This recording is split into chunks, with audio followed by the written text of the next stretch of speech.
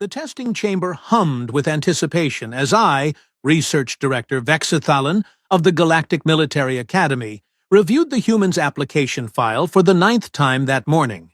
Her name was Kira Vaughn, and according to the preliminary psychological assessment, she possessed what my colleagues politely termed as concerning levels of confidence. I should have recognized that as the understatement of my career. "Director, the subject has arrived," my assistant Plix announced through the comm unit. His voice carried that peculiar tremor it always did when humans were involved. Couldn't blame him, really. 3 cycles ago, a human cadet had accidentally demolished our zero-gravity combat simulator by, and I quote, "just trying to see if the safety rails were load-bearing." They weren't. Not anymore. "Send her in," I replied, straightening the data pads on my desk. Professional appearance mattered, even when you were about to witness what would likely be another fascinating example of human recklessness masquerading as capability. The door slid open, and Kira Vaughn walked into my office with the kind of casual stride that suggested she either didn't understand the gravity of academy entrance examinations or, more disturbingly, didn't care. She stood perhaps 1.7 meters tall, average for her species, with dark hair pulled back in what humans called a ponytail, and eyes that seemed to catalog every detail of the room in seconds. "Director Vexthalan?" she asked, extending her hand in that bizarre human greeting ritual. "I'm ready for the assessment." I regarded her outstretched appendage for a moment before remembering the cultural briefing. Right. Physical contact is greeting. How wonderfully unhygienic. Nevertheless, I gripped her hand briefly, noting the surprising firmness of her grasp. "Ms. Vaughn," I began, settling back into my chair. "Before we proceed to the physical examinations, I must ask, do you understand what you're attempting to undertake? The Galactic Military Academy has trained officers from 473 species over the past millennium. Our standards are, shall we say, rigorous." She smiled. Actually smiled. As though I'd told her we were serving her favorite beverage, instead of informing her that 92% of applicants failed within the first assessment phase. "I've read the literature," she said simply. "When do we start?" Oh, this was going to be entertaining in the way supernovas are technically entertaining. Briefly spectacular. Ultimately catastrophic. "Very well. Follow me." I led her through the Academy's main corridor, past the Hall of Champions where holographic statues of our most distinguished graduates stood in eternal vigilance. Kira's gaze lingered on each one, but she made no comment. Good. Perhaps she possessed some appropriate level of intimidation after all. We arrived at Assessment Chamber 1, where Junior Technician Ralnex waited beside our standard physical evaluation equipment. The poor fellow's antennae wilted slightly at the sight of the human, a reaction I was beginning to recognize as universal among my staff. "We'll begin with baseline measurements," I explained, gesturing to the various machines. "Grip strength, cardiovascular capacity, neural response time, skeletal density analysis, that sort of thing. Standard procedure, nothing too demanding."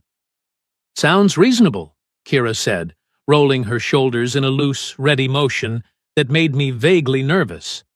Ralnex guided her to the grip strength apparatus, a device designed to measure force output across species with wildly varying physiologies. The current record holder was a Craxian named Thulmor, whose crushing power had registered at 3,200 units. Perfectly respectable for a species evolved from ambush predators on a high-gravity world. "Simply grasp the handles and squeeze," Ralnex instructed, his voice barely above a whisper. "The machine will automatically calibrate to your body mass and—" The equipment made a sound I'd never heard before, a grinding, protesting shriek of metal under stress, followed by a series of sharp pops that reminded me unpleasantly of small arms fire. The display panel flickered, showed a number climbing rapidly past 4,000, then simply went dark. Smoke began drifting from the apparatus. Said Ralnex eloquently. Kira released the handles and examined her palms. Was it supposed to do that? No, I managed, staring at the ruined equipment. No, it absolutely was not. That machine has been in service for 23 cycles. It's tested everyone from Durelian heavy worlders to Zenthari combat specialists. It has never, in its entire operational history, malfunctioned. First time for everything? Kira offered, with a shrug that was entirely too casual for someone who'd just destroyed a piece of equipment worth more than a small spacecraft. I took a steadying breath, the kind that required 3 of my 4 lung chambers to fully execute. Let's, move on to the cardiovascular assessment. Ralnex, please make a note that the grip apparatus requires immediate maintenance. The technician nodded mutely, his complexion having shifted to a concerning shade of pale violet. The cardiovascular machine, at least, was more robust, a simple treadmill design with monitoring equipment that tracked heart rate, oxygen consumption, and metabolic efficiency. I'd seen Karathi endurance runners complete the standard protocol while barely registering elevated respiration. Kira stepped onto the platform, and we began at what the machine designated as Level 1. A gentle incline, modest speed, nothing challenging for any species with ambulatory capacity. We'll gradually increase difficulty, I explained. The test concludes when you signal inability to continue, or when your vital signs indicate dangerous stress levels. Please don't attempt to push beyond your limitations. We've had incidents with overly ambitious candidates. She nodded, already settling into an easy rhythm as the treadmill accelerated. Level 5. Her breathing remained steady, conversational even. Level 10. A light sheen of perspiration on her brow, but her pace never faltered. Level 15. This was where most candidates began showing serious fatigue. Kira adjusted her stride and kept going. Level 20. Ralnex was watching the monitor with the kind of fixed intensity usually reserved for incoming missile trajectories. Director, he said quietly, her cardiac efficiency is... This doesn't make sense. According to these readings, her heart shouldn't be working this hard, but she's not showing any signs of distress. Level 25. The treadmill was now angled at 30 degrees, moving at a pace that would challenge even cybernetically enhanced soldiers. Kira's breathing had deepened, certainly, but she was maintaining conversation. How much longer does this usually go? She asked between measured breaths. Not this long, I admitted. You've already exceeded the 98th percentile for endurance across all tested species. Level 30. The machine began making ominous clicking sounds. Warning lights illuminated across the control panel. Ralnex? I prompted. The motor assembly is overheating, he reported, voice climbing an octave. It's not designed for continuous operation at maximum output. We need to shut down. I can keep going, Kira called out, still running. I'm sure you can, I said dryly. Unfortunately, the equipment cannot. Please step off before you reduce our second machine of the morning to expensive scrap. She complied, stepping down with barely a wobble, despite having just completed what should have been a physically impossible feat. The treadmill's motor made a final grinding protest before dying entirely, releasing a cloud of acrid smoke that triggered the chamber's fire suppression system. We stood there, dripping with flame-retardant foam, while emergency alarms wailed overhead. I'm starting to detect a pattern, Kira observed. How incredibly perceptive of you, I replied, scraping foam from my sensory ridge. Ralnex, inform maintenance. We'll need a full equipment replacement in Chamber 1. Again. The technician fled, muttering something about career changes and agricultural work. I regarded the human with what I hoped was professional detachment, rather than the growing existential dread I actually felt. Ms. Vaughn, I'm beginning to suspect that standard testing protocols may be inadequate for human physiology. I could have told you that, she said, far too cheerfully. We kind of have a reputation. So I'm learning. I consulted my data pad, scrolling through the remaining assessment requirements. We still need to evaluate your neural response time, spatial reasoning, and combat simulation performance.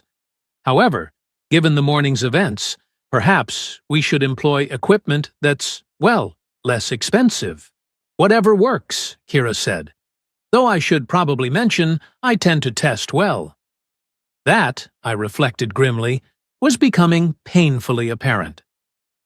We relocated to Assessment Chamber 7, which housed our cognitive and reaction testing suites.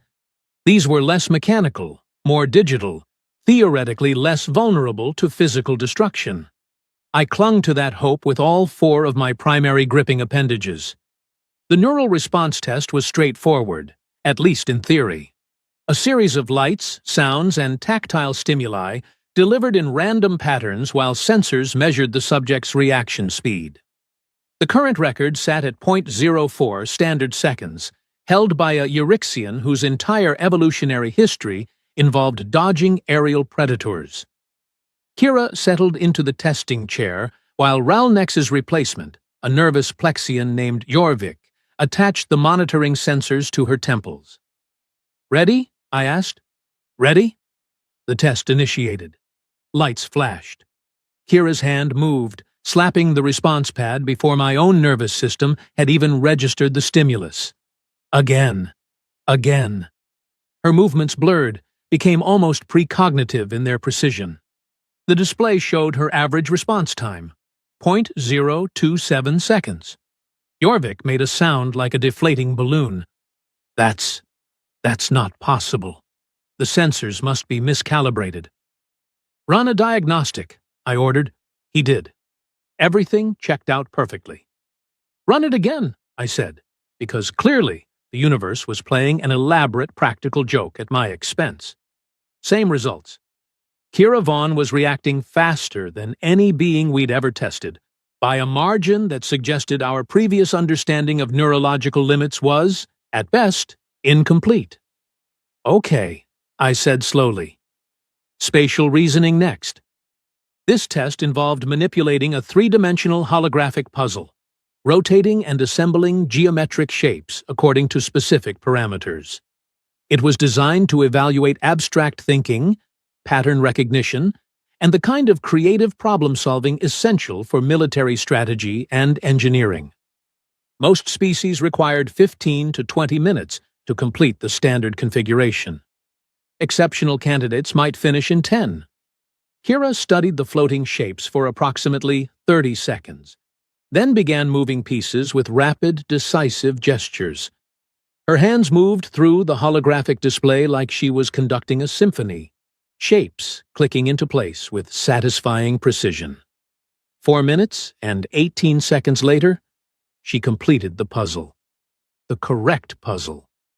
Plus 2 additional configurations we hadn't asked for.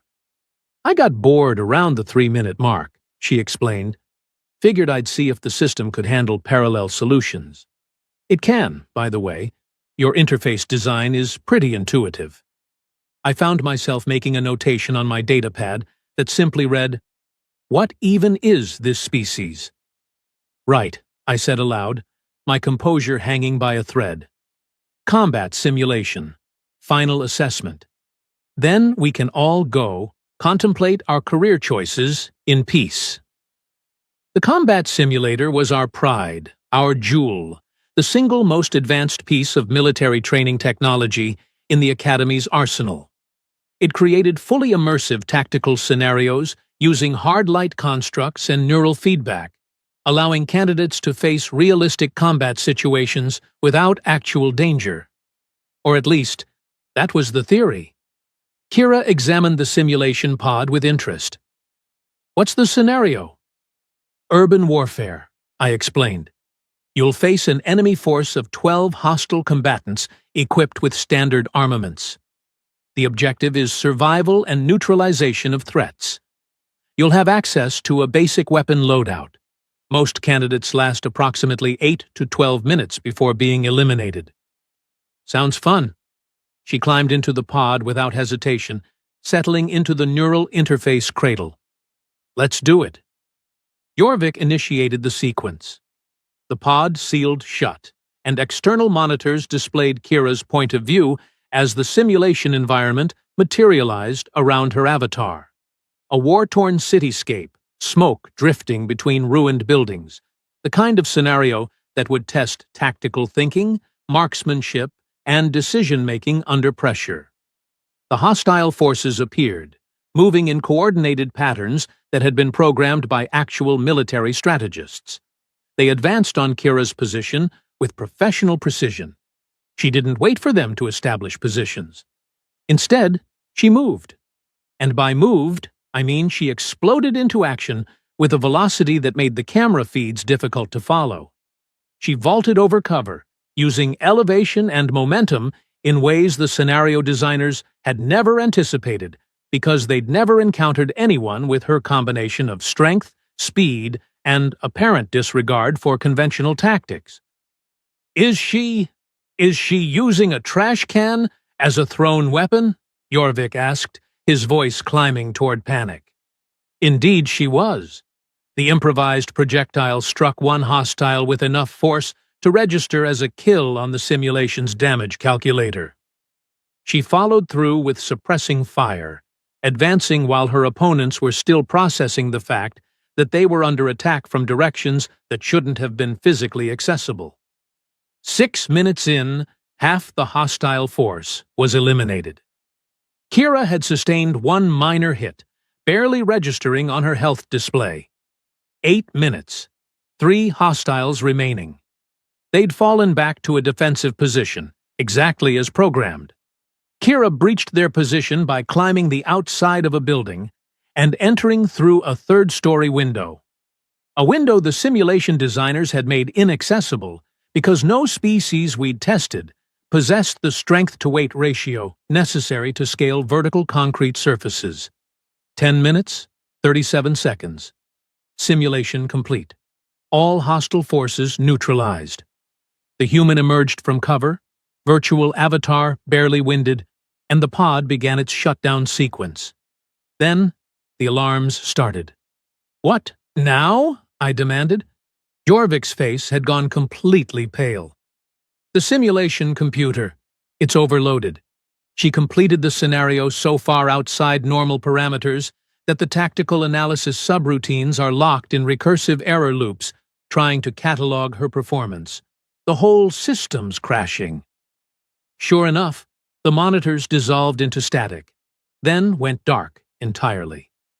The combat simulator pod opened with a hiss of equalizing pressure, and Kira climbed out, looking slightly disappointed. That was shorter than I expected, she said. Any chance we could run it again with, I don't know, more enemies? Maybe give them better weapons? I stared at her, stared at the smoking remains of what had been a functioning combat simulator, stared at the 3 destroyed pieces of equipment we'd already lost that morning, stared at the growing realization that the Galactic Military Academy's entire testing protocol was fundamentally inadequate for evaluating human capabilities. Ms. Vaughn, I said, my voice remarkably steady considering the circumstances, I believe we've gathered sufficient data for today's assessment. Really? We didn't even get to the strength tests, or the endurance combat trials, or sufficient data, I repeated firmly. Please report to the administration office. I suspect we'll need to develop entirely new evaluation criteria for your species. Possibly an entirely new facility.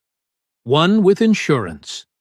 She grinned, that infuriatingly confident human expression I was rapidly learning to associate with impending infrastructure damage. So, does this mean I passed? I looked at the wreckage of Assessment Chamber 7, looked at my datapad with its impossible readings, looked at Jorvik, who appeared to be seriously reconsidering his life choices. Ms. Vaughn, I said carefully, you didn't just pass, You've systematically demolished every benchmark we use to evaluate military potential across 473 species. You've destroyed equipment worth more than my annual salary.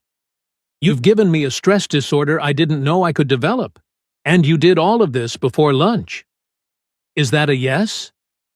Despite everything, every shred of professional dignity I'd lost that morning, every piece of expensive equipment now reduced to expensive debris, I felt something unexpected. Not quite a smile. My species didn't really do those, but the closest equivalent. Because for all the chaos, all the impossible results, and violated physical laws, I'd just witnessed something genuinely remarkable. Humans. They didn't just push limits. They broke testing equipment before it could properly record how far beyond those limits they'd gone. Report to administration, I repeated. Welcome to the Academy, Cadet Vaughn. And may whatever deities you humans believe in have mercy on my engineering staff. She saluted, a crisp, precise movement, then left with that same casual confidence she'd entered with.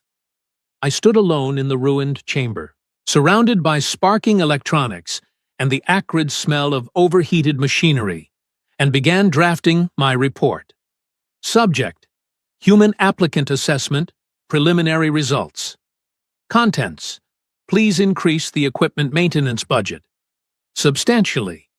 This was going to be one very interesting academic term. 3 weeks had passed since Kira Vaughn's entrance examination had left our testing facilities looking like a war zone, and I'd foolishly believed the worst was behind us.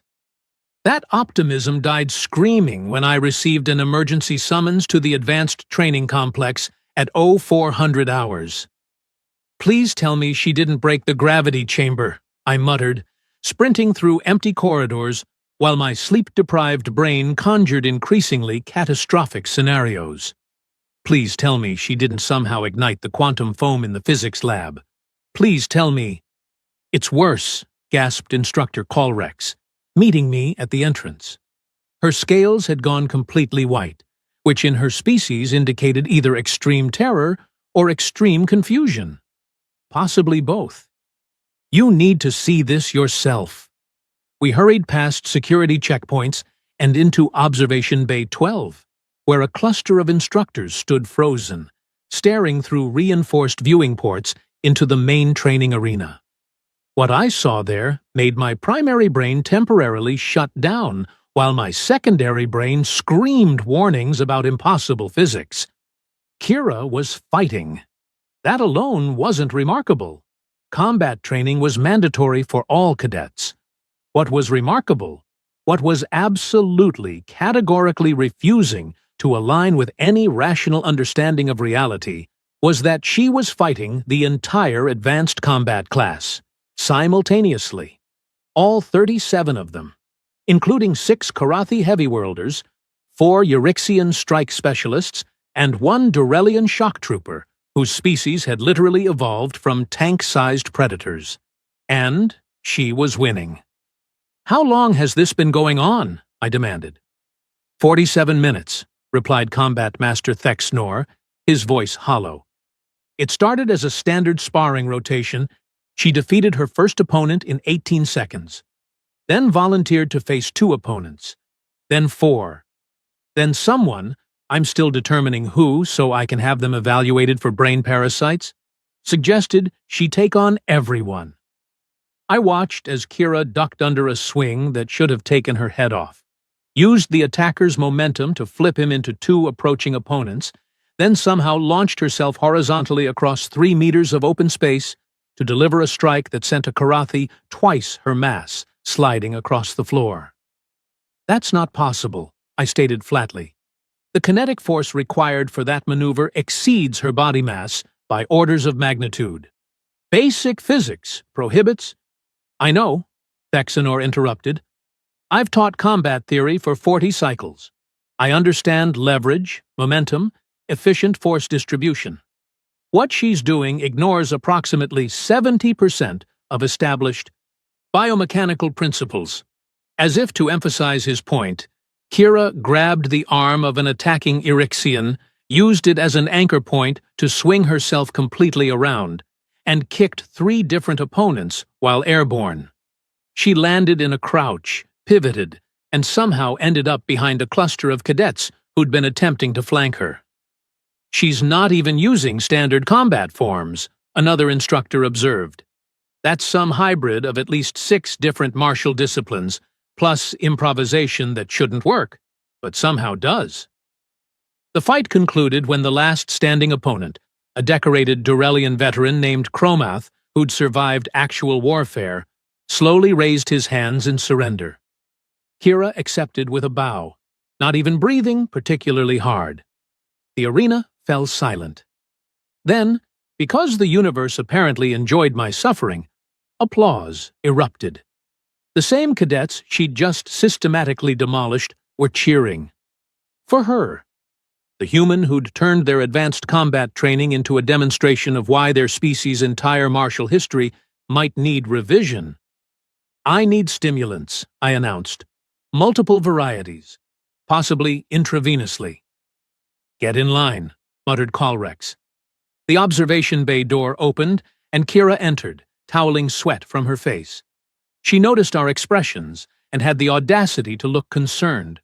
Was that not okay? Master Thexnor said I could continue as long as people wanted to keep going, and everyone seemed really enthusiastic. "Enthusiastic?" I repeated slowly. "Cadet Vaughn, you just defeated an entire combat class, including instructors who've trained champions across half the galaxy, in less than an hour." She considered this.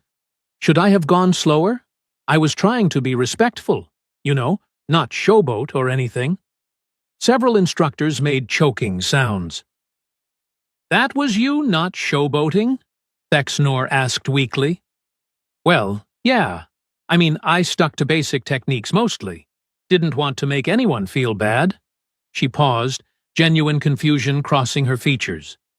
"Did I mess something up? Because I can tone it down if that's better for training purposes." I closed all 4 of my eyes and counted backwards from 100.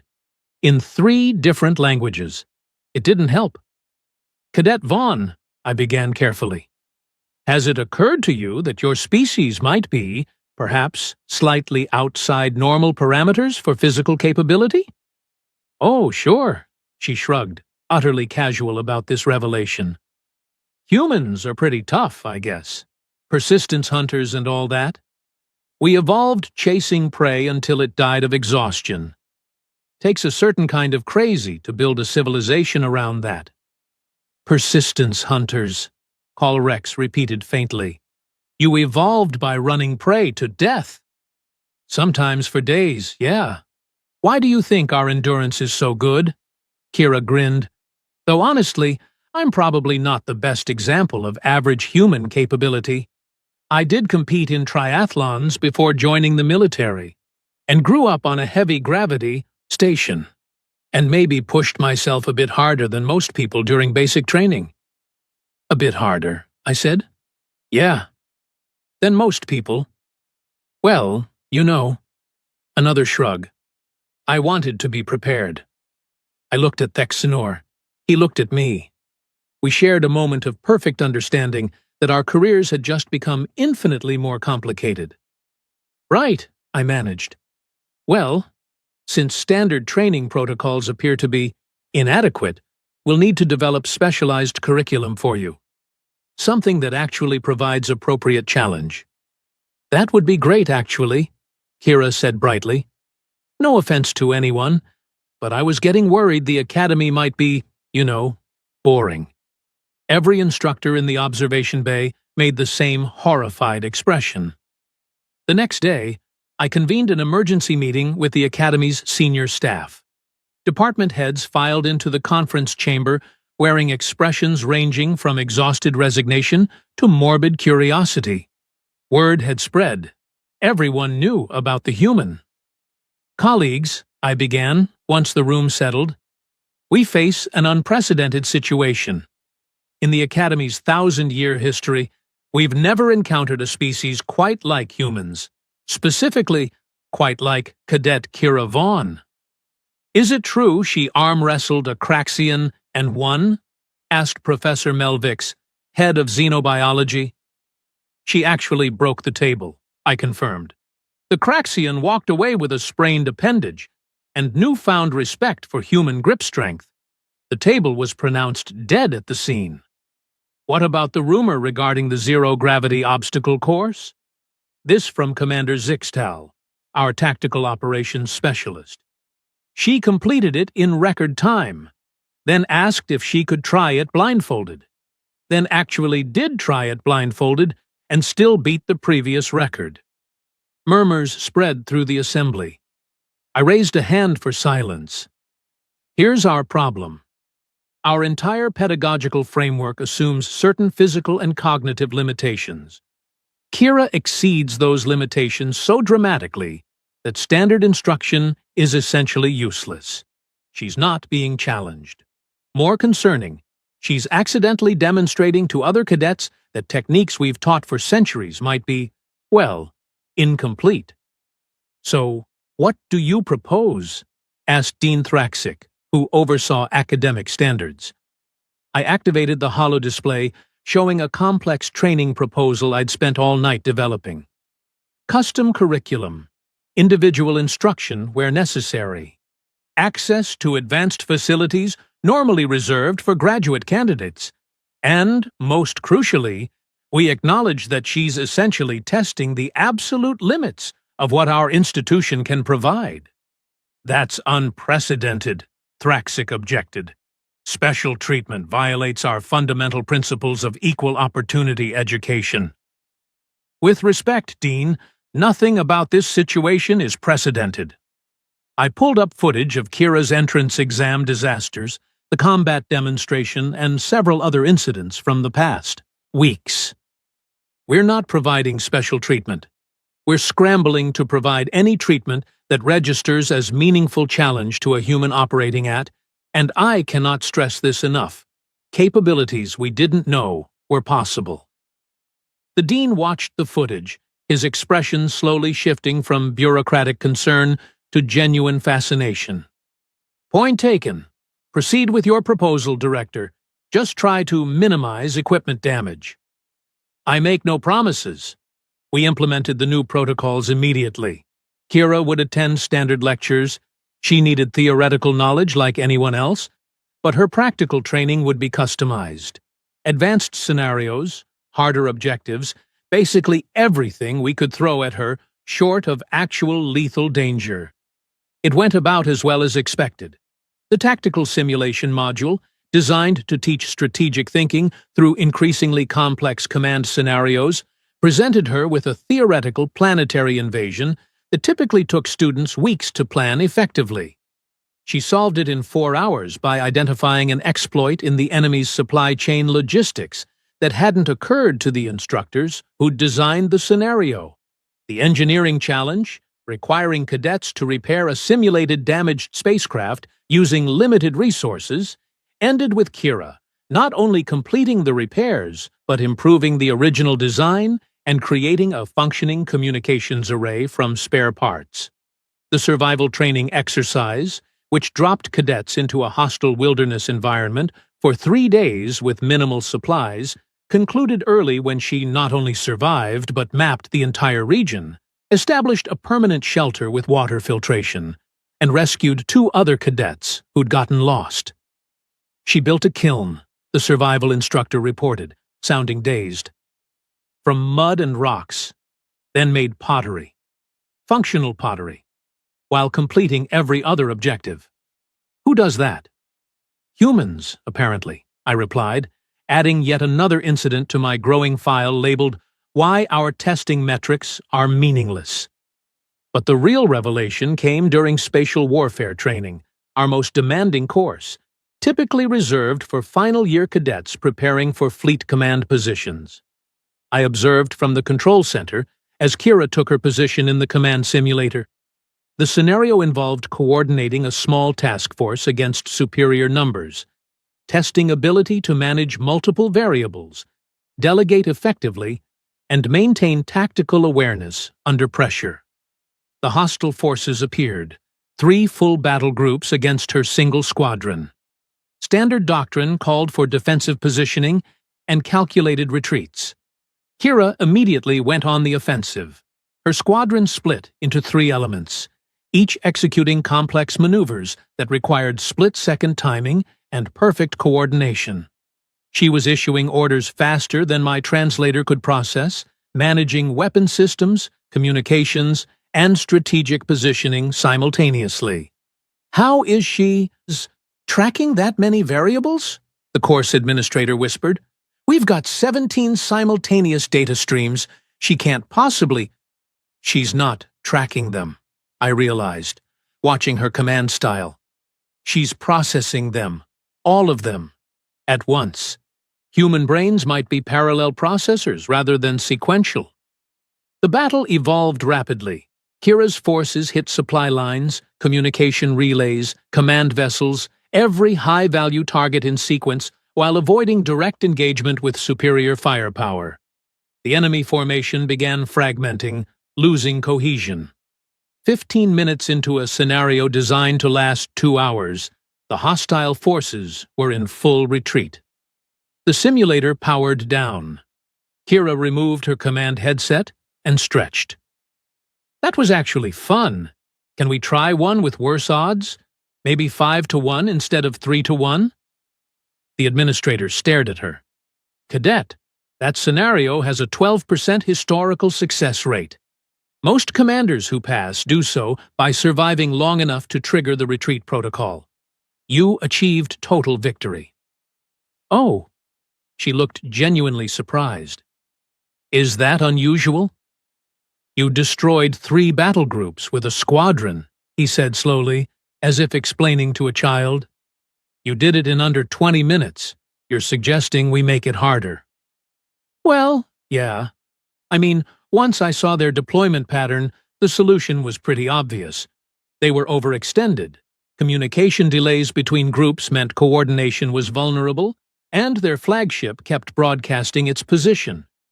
Hit the command structure, force them to switch to local control, then exploit the confusion. Basic tactics. Basic, I repeated. You just described advanced strategic theory that we teach to senior officers. She tilted her head, considering. Huh, I guess it's just intuitive. We've got a lot of military history to draw from. Humans have been fighting wars for, our entire existence. You pick up patterns.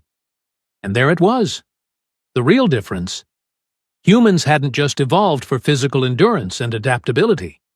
They'd spent their entire civilization refining the art of conflict, not because they were particularly aggressive, but because their planet had been so hostile and resources so scarce that competition was survival. We'd been training soldiers for 1,000 years. Humans had been training soldiers for 10,000 years, in environments that would kill most species we'd encountered. We weren't teaching Kira Vaughn how to be a warrior. We were watching what happened when a species that had perfected warfare through necessity encountered our relatively peaceful, institutional approach to military education. The results were humbling.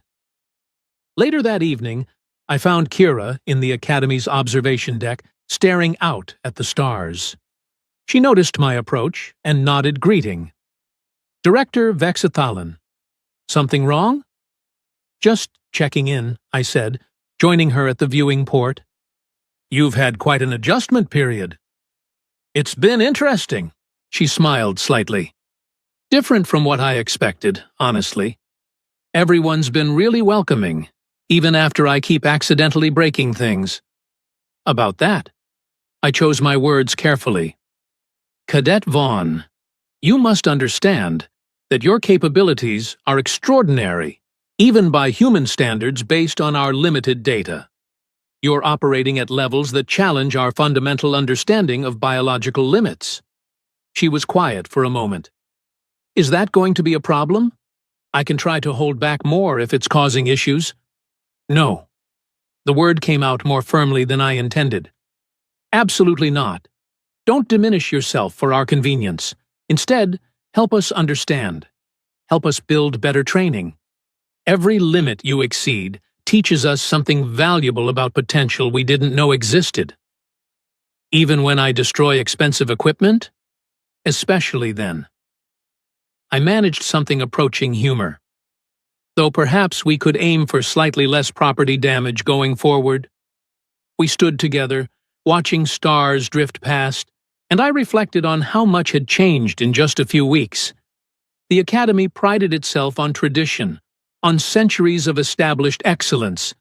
Kira Vaughn had walked in and accidentally proven that excellence was relative, that our understanding was incomplete, that there were always new heights to reach. "Director?" She broke the silence. "Can I ask you something?" "Of course. Why did you accept my application? You must have known humans would be different. Probably difficult to train properly. Wouldn't it have been easier to reject me?" I considered the question. Easier? Certainly. But the Academy's purpose isn't ease. It's excellence, discovery, pushing boundaries. You've done more to advance our understanding of military potential in 3 weeks than some research programs achieve in decades. Yes, you've been expensive and occasionally terrifying. But you've also been exactly what we needed, even if we didn't realize it. She grinned. So I should keep breaking your test equipment and making instructors question their life choices? Within reason, I said dryly. We do have budget constraints. We both laughed, the sound carrying through the empty observation deck. Outside, the galaxy turned, full of species and worlds and countless possibilities. Somewhere out there, more humans were probably preparing applications to the Academy. I made a mental note to increase the equipment budget, substantially, and maybe invest in stress management therapy for the staff. Because if Kira Vaughn was any indication, humanity hadn't just arrived on the galactic stage. They'd kicked down the door, broken the stage, rebuilt it better, and then asked if anyone wanted to see what else they could do. It was going to be chaos. It was going to be expensive. It was going to be absolutely magnificent. And I couldn't wait to see what happened next.